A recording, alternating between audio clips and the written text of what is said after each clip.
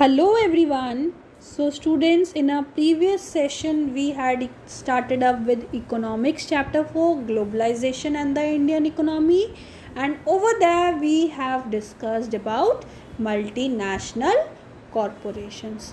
So let's continue with the same topic, students. Let's get started. So today the topic that we are going to do from the chapter is interlinking production across the countries.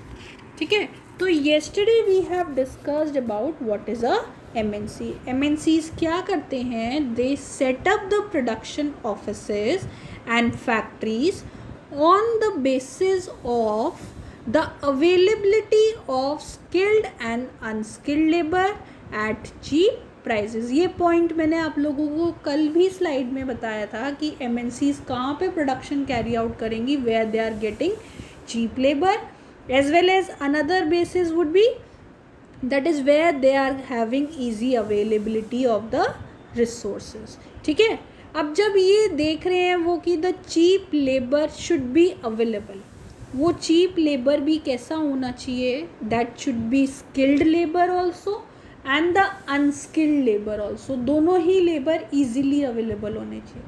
Skilled labour who are technically qualified persons, ठीक है, who are having knowledge and skills, वो तो क्या होगा? Skilled labour. और unskilled labour कौन सा होगा? Which will be there to do all the manual works. तो बोथ ऑफ दीज दो should be available at cheap prices. Other thing which the MNC will be looking upon is that is the government policies for their interest. कि हम जिस country में जाके production start कर रहे हैं वहाँ पे गवर्नमेंट की पॉलिसीज़ क्या हैं? Are they in the favour of the production activity that we are going to carry out or not. ठीक है, अब देखो, a term that we are going to discuss is foreign investment. Investment and foreign investment. ठीक है, तो first of all MNCs क्या करते हैं? MNCs set up the factories and offices for the production. The money that is spent over there to buy the assets, that is land, building, machine and other equipment, उसको तो क्या बोलते हैं? That is known as investment. Simple terms में the money which is spent to buy any of the assets such as land, building, machines, other equipments, ठीक है, उसको क्या बोलते हैं? That is termed as investment. But अगर वही investment किसने किया है? That is being done by a MNC. MNC means what over here? Multinational corporation. तब उसको क्या बोलेंगे? That is termed as foreign investment. ठीक है, अगर लोकली किसी ने परचेज किया लैंड, बिल्डिंग, मशीनरी, तब तो उसको सिंपल टर्म्स में हमने क्या बोल दिया? इन्वेस्टमेंट. बट अगर वही इन्वेस्टमेंट किसी MNC ने किया है तो उसको क्या बोलते हैं? The term which is used over here is foreign investment. Any investment made with the hope that these assets, these assets they will be doing what? They will be earning the profit. Now how the production activities those can be carried out by MNCs? First is by joint venture. ठीक है, joint venture किसके साथ में करें MNCs? MNCs those are doing that joint venture with the local companies. MNCs they are setting up the production with some of the local companies of the countries. ठीक है, अब how that joint venture is done that we are going to discuss. उसका benefit क्या है? joint venture से simple terms में meaning क्या है कि यहाँ पे क्या किया? ऑफिसेस सेटअप कर लिए MNCs ने, लोकल कंपनीज हैं जो यहाँ पे उनके साथ में टाई अप कर लिया. अब इसके एडवांटेजेस क्या हैं?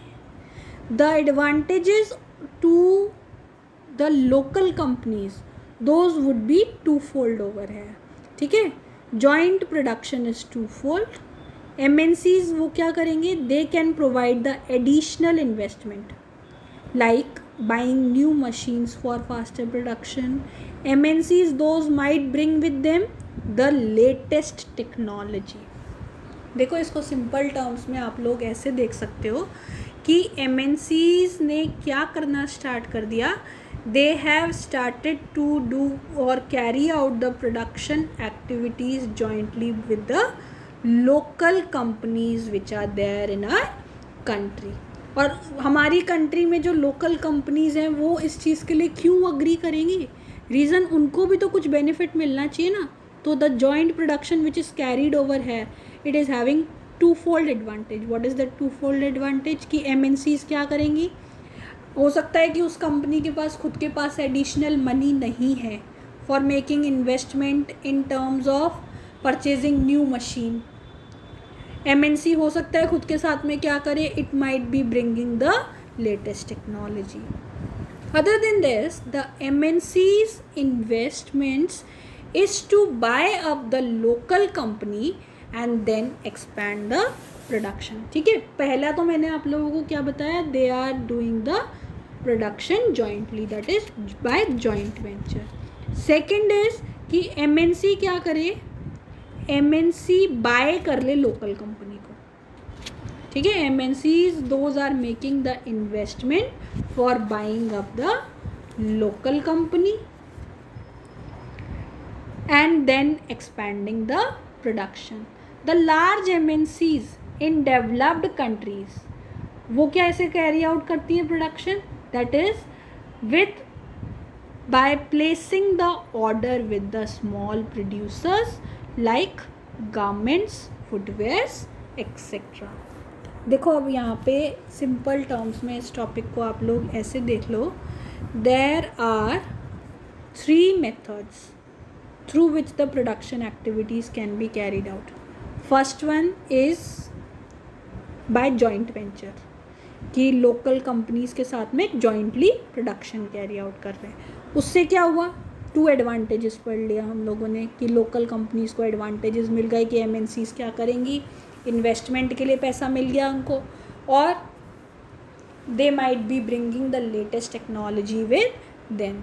अदर देन दिस यहाँ पे MNCs क्या कर सकते हैं, MNCs can buy up the local company.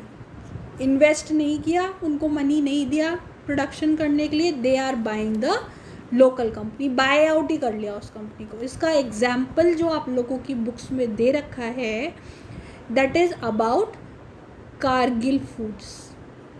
Kargil foods का जो एग्जाम्पल दे रखा है, देखो बेटा वो क्या एक्सप्लेन कर रखा है, it is a very large American MNC and it has bot over the small Indian companies.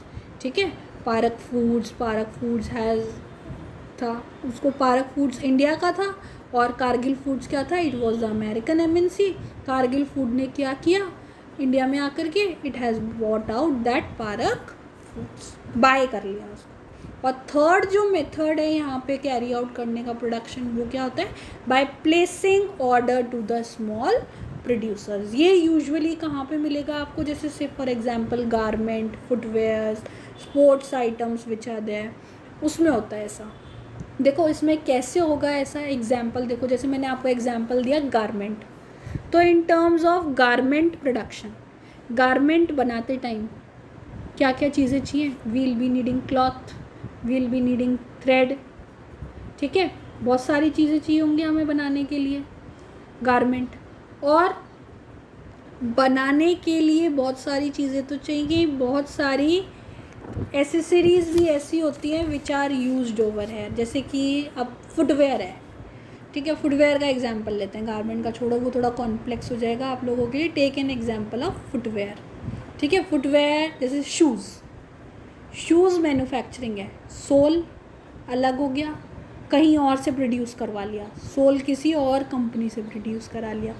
Laces होंगे शूज़ में, उन लेसेस को कहीं और से प्रोड्यूस करवा लिया, और इन सारी चीज़ों को प्रोड्यूस कर कर के क्या कर दिया हमने, एक साथ असेंबल कर दिया और एक प्रोडक्ट बना दिया, और उस पर ब्रांड का, किसी भी पर्टिकुलर ब्रांड का टैग लगा दिया कि this is under this particular brand. तो MNCs ऐसे भी वर्क करते हैं।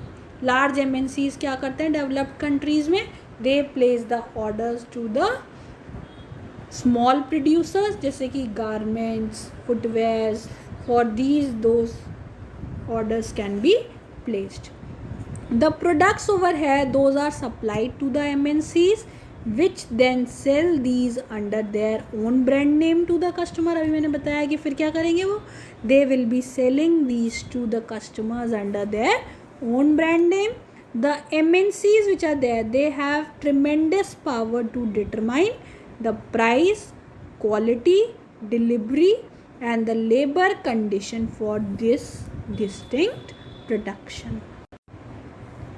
So that's it for today class.